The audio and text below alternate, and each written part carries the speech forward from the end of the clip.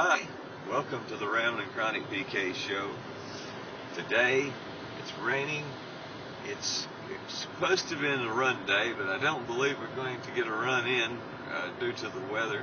I don't mind so much running in the weather, howbeit I had a sick night last night, so I'm late coming to work, and the timing's just not going to be advantageous for me to do it. Nonetheless, it'll work out, and we'll pick up tomorrow with a training regimen.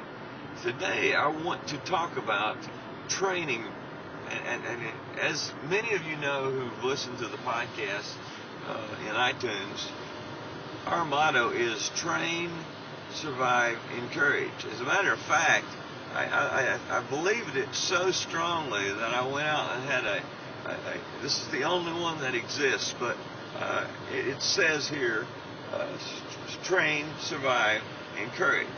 And I often say courage is at the center. So if you take those three words and you write them down on a piece of paper, you'll find that survival is at the center of all of the words. Even as simple as it is, survival still is at the base of what you need to do.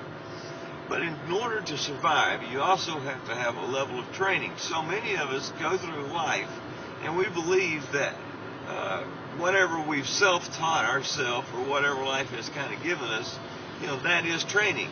And so many times we miss out on great tasks in life. For example, how do you deal with anger? Can I have a show of hands of how many people have been taught how to deal with anger? I raised my hand, which is actually a baloney. But, I've had actual classes in regards to dealing with people. And parts of doing that is dealing with anger. So there actually is training out there. My job calls it communicative supervisor, where you can go and you can actually train yourself on how to communicate with others. Now, someone like me who has Asperger's, my social skills are very limited. And so when I go and I explain something, for me to say a joke, it's hard for me to actually pull it off because of my personal, the way my demeanor is, the way that my body language is, and all of the other things. So what I've had to do is I've had to train myself in that environment. Here's certain social cues that I need to react to. It's not that I did that easily, it's that I had to work on this. So I want to finalize this particular episode and let you know that so much of life is kind of like an episode where you train. Let's say it's one of those videos, those exercise videos, where you've got 3 in a package. Well, each one of them has something else that you're going to learn. You can take any one of them and they'll be okay, and you'll be able to learn how to do certain exercises. But when you take all 3 of them, they teach you the full range of exercising from head to toe. So you really need all 3 of them to get the proper training.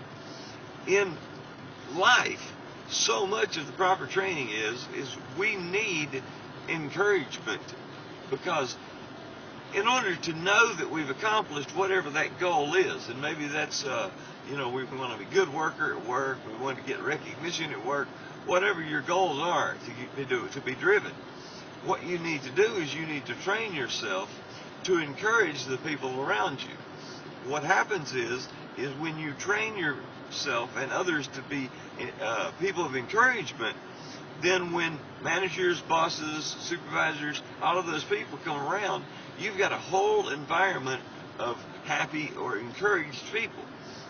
They look at that group and they go, wow, what has happened to these people? I would like to pick up on some of that, and maybe we can use that towards some of the other groups in the plant.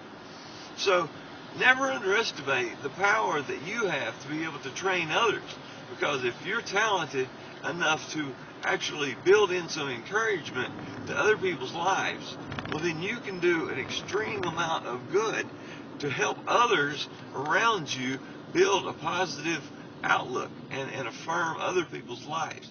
Other people will end up being better people simply because you took the time, you shared a minute, you said, hey, let's be encouraged. Let's look at the good side. Let's look at what all the positive is in our area.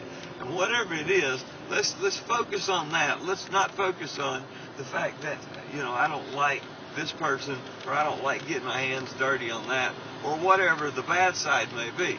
Because discussing the bad is not going to let it be any less bad, but discussing the good will always make the good come out better.